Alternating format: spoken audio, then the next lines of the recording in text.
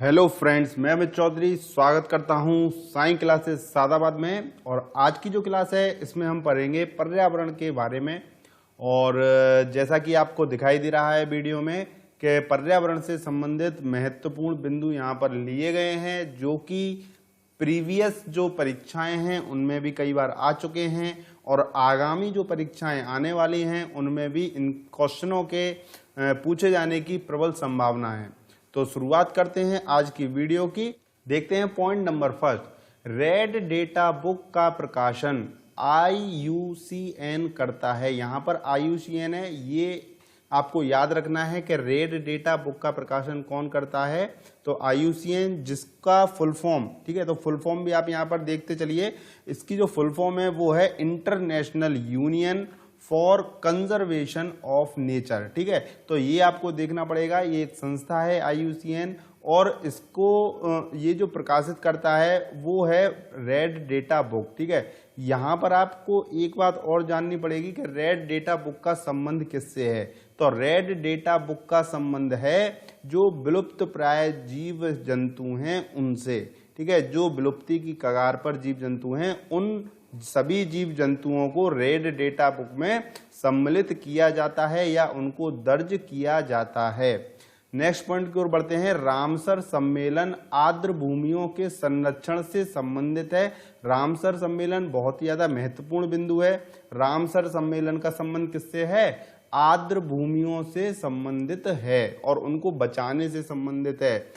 भारत में काफी जो है रामसर आर्द्र भूमियां क्या हैं, पाई जाती हैं। और यहाँ पर जो जानने वाली बात है वो ये ध्यान रखें कि रामसर जो है ये शहर का नाम है, जो कि ईरान का एक प्रमुख शहर है। वहां पर यह सम्मेलन हुआ था आर्द्र भूमियों को लेकर, इसलिए इस सम्मेलन को रामसर सम्मेलन के नाम से भी जाना जाता है। और इसकी ये जो सम्मेलन हुआ था ये 1971 में हुआ था।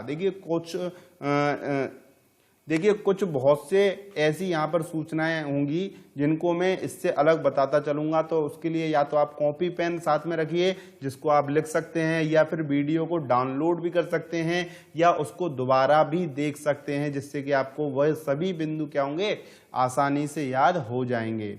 नेक्स्ट पॉइंट की ओर बढ़ते हैं। भाई, यहाँ पर जो भाई है इसको वायु पढ़ें। वायुमंडल के प्राकृतिक संतुलन कार्यक्रम, और जो कार्यक्रम है ये मिसप्रिंट हो गया है, कार्बन होगा यहाँ पर। तो वायुमंडल के प्राकृतिक संतुलन में कार्बन डाइऑक्साइड की उपयुक्त सांद्रता कितनी होती है? 278 ppm, या हम कह सकते हैं कि 0.03% मानी जाती है। तो यहाँ पर देखें ppm जो है, ppm full form short form है किसकी? पार्ट्स पर मिलियन, पार्ट्स पर मिलियन। ठीक है, तो 278 ppm बोल सकते हैं, या हम परसेंटेज में देखें तो 0.03% इसको क्या है, माना जाता है। नेक्स्ट पॉइंट पर आते हैं। नागालैंड के पर्वतीय वन बंजर होते जा रहे हैं, इसका कारण पूछा है। यहाँ पर क्या कारण होता है तो देख लेते हैं। इसका जो कारण है वो क्या है? इसका प्रमुख कारण है झूम कृषि। क्या है प्रमुख कारण? झूम कृषि इसका प्रमुख कारण है। तो नागालैंड जो है ऐसा क्षेत्र है जहां पर क्या है, काफी लोग झूम कृषि पर आधारित हैं।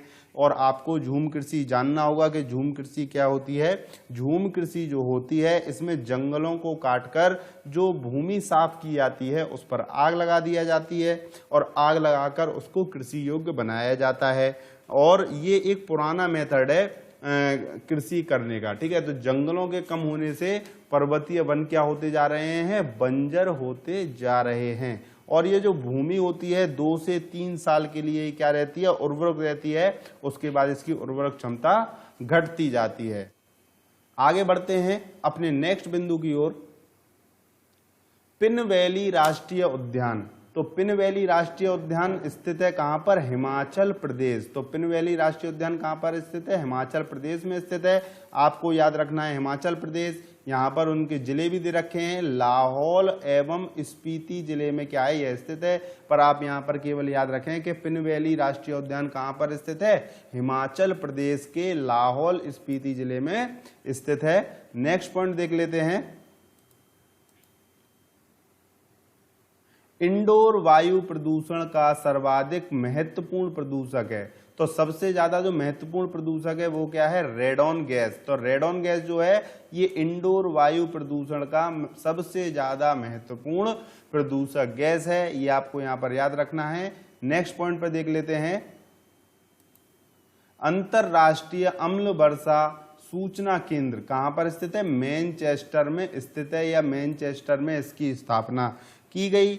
यहां पर देखिए ये जो मैनचेस्टर है ये आपने काफी बार नाम सुन भी रखा है, और आपको कमेंट बॉक्स में ये बताना है कि मैनचेस्टर जो है यह किस देश में स्थित है। देखिए मैं आपको यहाँ पर दे रहा हूं कि किस देश में स्थित है।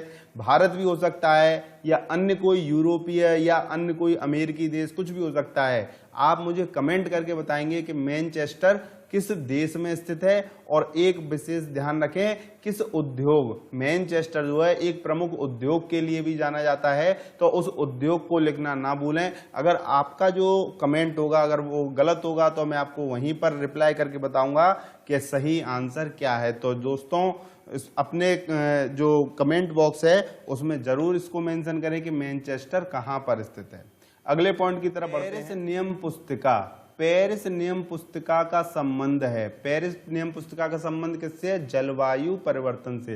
देखिए पेरिस में कई बार जलवायु परिवर्तन भी किए गए हैं, और एक नियमावली है, एक पुस्तिका है जिसका संबंध भी किससे है? जलवायु परिवर्तन से ही माना जाता है। नेक्स्ट पॉइंट बहुत ही सरल, विश्व पर्यावरण दिवस कब मनाया जाता है? 5 जून को मनाया जाता है दोस्तों। तो ये आपको याद रखना है कि विश्व पर्यावरण दिवस कब मनाया जाता है। काफी बार एग्जाम में पूछा भी गया है, मोस्टली बच्चे इसको सही भी करते हैं, पर कुछ जो बच्चे थोड़े से कंफ्यूज रहते हैं वे इसको आसानी से गलत भी कर देते हैं। तो आपको याद रखना है 5 जून को हर वर्ष विश्व पर्यावरण दिवस मनाया जाता है। और दोस्तों एक बात और बता देता हूं मैं यहाँ पर, ये कब से मनाया जा रहा है? 1974 में ये पहली बार मनाया गया था। 46 साल पहले, आज से 46 साल पहले ये सब सर्वप्रथम मनाया गया था। तब से ये हर साल 5 जून को विश्व पर्यावरण दिवस के रूप में हम मनाते हैं। तो ये भी आपको यहाँ पर याद रख सकते हैं। नेक्स्ट पॉइंट पर आते हैं, ज्वालामुखी को प्रकृति का सुरक्षा बाल्ब कहते हैं। ठीक है, तो ये बहुत ही ज्यादा सरल क्वेश्चन है। ज्वालामुखी क्या कहलाते हैं? हमारी प्रकृति, या हम कह सकते हैं कि हमारी पृथ्वी के सुरक्षा बाल्ब इनको कहते हैं। जिस प्रकार किसी कुकर में एक सुरक्षा बाल्ब होता है जो उसको फूटने से, फटने से बचाता है, उसी प्रकार जो ज्वालामुखी है ये पृथ्वी के अंदर की जो हीट होती है उसको पृथ्वी से बाहर निकालते हैं, और पृथ्वी को भी एक धमाके से फटने से क्या करते हैं? उसको बचाव करते हैं। नेक्स्ट पॉइंट पर आते हैं, इसी से संबंधित है, ऑस्ट्रेलिया महाद्वीप में एक भी ज्वालामुखी नहीं है। ठीक है, तो यहां पर ध्यान रखिए, क्वेश्चन इस प्रकार से पूछा जाएगा, निम्नलिखित में से कौन सा महाद्वीप ऐसा है जहां पर एक भी ज्वालामुखी स्थित नहीं है? तो ऑस्ट्रेलिया महाद्वीप जो है यहाँ पर एक भी ज्वालामुखी स्थित नहीं है, ये आप यहाँ पर ध्यान रखें। हाँ, ये जरूर है कि ऑस्ट्रेलिया महाद्वीप के आसपास जो प्रशांत महासागर वाला क्षेत्र है वहां पर काफी अधिक मात्रा में ज्वालामुखी पाए जाते हैं, लेकिन ऑस्ट्रेलिया महाद्वीप में एक भी ज्वालामुखी नहीं है। कमेंट बॉक्स में दोस्तों आपको कुछ पॉइंट और बताने पड़ेंगे, जैसा कि यहीं पर मैं लेता हूं कि क्षेत्रफल की दृष्टि से ऑस्ट्रेलिया महाद्वीप का कौन सा स्थान है। तो आपको यहां पर ध्यान रखना है कि क्षेत्रफल की दृष्टि से ऑस्ट्रेलिया महाद्वीप का कौन सा स्थान है।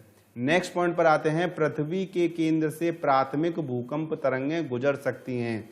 तो यहां पर आपको याद रखेंगे, प्राथमिक भूकंप तरंगें ये क्या है? पृथ्वी के केंद्र से होकर गुजर सकती हैं। इसके अलावा जो भी भूकंप तरंगें होती हैं वह केंद्र से नहीं गुजर सकती हैं। नेक्स्ट पॉइंट देखते हैं, सागरीय भूकंपों द्वारा उत्पन्न तरंगों को सुनामी कहा जाता है। तो क्या कहते हैं? सुनामी कहते हैं। और सुनामी के बारे में और बता देता हूं, सुनामी जो है एक जापानी भाषा का शब्द है। काफी बार एग्जाम में पूछा भी गया है कि सुनामी किस भाषा का शब्द है, तो सुनामी जापानी भाषा का शब्द है। और यदि इसको हम इंग्लिश में लिखते हैं तो TSUNAMI, ठीक, तो इसकी शुरुआत होती है टी, जहां पर टी क्या होता है? साइलेंट होता है। या हम इस प्रकार भी कह सकते हैं, सागर के भीतर जो भूकंप आता है उसके द्वारा जो ऊंची ऊंची लहरें उठती हैं उनको हम किस नाम से जानते हैं? सुनामी के नाम से जानते हैं। नेक्स्ट पॉइंट पे आते हैं, प्रारंभिक भूकंप तरंगों का औसत वेग 8 किलोमीटर प्रति सेकंड होता है। ठीक है, तो यहां पर याद रखिए कि प्रारंभिक भूकंप जो होती हैं, जो सबसे पहले तरंगें निकलती हैं भूकंप के केंद्र से, उनका जो औसत वेग होता है वो कितना होता है, 8 किलोमीटर प्रति सेकंड। इतना वेग होता है, बहुत ज्यादा वेग है। अगले पॉइंट पर आते हैं, टॉर्नेडो। टॉर्नेडो को यहां पर याद रखेंगे। टॉर्नेडो क्या है ये मैं आपको बता देता हूं। बहुत प्रबल उष्णकटिबंधीय चक्रवात है। उष्णकटिबंधीय जो आप मेरे वीडियो देखेंगे उसमें मैंने इस उष्णकटिबंधीय शब्द का काफी बार जिक्र किया है। तो उष्णकटिबंधीय क्या है, कर्क रेखा और मकर रेखा के बीच का जो क्षेत्र होता है वह उष्णकटिबंधीय क्षेत्र कहलाता है। और यहां पर जो चक्रवात उठते हैं उन चक्रवातों में से एक का नाम क्या है, टॉर्नेडो नाम है। तो ये पूछ रहे हैं कि किस सागर में उठते हैं, तो आंसर नीचे आपको मिल जाएगा, कैरेबियन सागर में क्या है जो उठते हैं तूफान चक्रवात, उनको हम किस नाम से जानते हैं, टॉर्नेडो के नाम से जानते हैं। और यहाँ पर दोस्तों एक खास बात है कि कैरेबियन सागर जो है ये किस महासागर का अंश है, किस महासागर में स्थित है, तो ये भी आपको यहाँ पर याद रखना है कि ये अटलांटिक महासागर में स्थित एक सागर है जिसे कैरेबियन सागर के नाम से जानते हैं। नेक्स्ट पॉइंट पर देखते हैं, संसार का सबसे सक्रिय ज्वालामुखी किलायु। ठीक है, तो सबसे सक्रिय ज्वालामुखी या सबसे बड़ा सक्रिय ज्वालामुखी कौन सा है, किलायु। और कहां पर स्थित है, अमेरिका के हवाई द्वीप में स्थित है। तो अमेरिका के, उत्तरी अमेरिका और दक्षिणी अमेरिकी महाद्वीप के पश्चिम में कुछ द्वीप हैं जिनको हवाई द्वीप के नाम से भी जाना जाता है। वहां पर जो सक्रिय ज्वालामुखी है किलायु, वह विश्व का सबसे बड़ा सक्रिय ज्वालामुखी है। आगे बढ़ते हैं दोस्तों अगले पॉइंट की तरफ। भारतीय संसद द्वारा जैव विविधता अधिनियम। ठीक है, तो भारत की संसद ने जीव जंतुओं, जो वनस्पति, जो जंगल है हमारे, तो उनमें जैव विविधता को बचाने के लिए एक अधिनियम लागू किया गया। और उस अधिनियम को कब पारित किया गया वह यहाँ पर दोस्तों आपको बताना है। तो इसका आंसर है 11 दिसंबर सन 2002 को भारतीय संसद के द्वारा जैव विविधता अधिनियम पारित किया गया। तो कुछ महत्वपूर्ण बिंदु ये आज के वीडियो में लिए गए हैं। आगामी जो वीडियो हैं वो भी पर्यावरण से संबंधित आपको मिलते रहेंगे। इसके अलावा भूगोल से, इतिहास से और भी अन्य जो टॉपिक हैं, साइंस से रिलेटेड टॉपिक, जो वन लाइनर क्वेश्चन है, उनको हम अपने वीडियो के माध्यम से आपको प्रोवाइड कराते रहेंगे। तो यदि आपने हमारे चैनल को सब्सक्राइब नहीं किया है तो आगामी वीडियो के लिए चैनल को जरूर सब्सक्राइब करें और घंटी के बटन को दबाना ना भूलें, जिससे कि आपको नोटिफिकेशन शीघ्र से शीघ्र मिले। और जुड़े रहिए साईं क्लासेस सादाबाद से। धन्यवाद।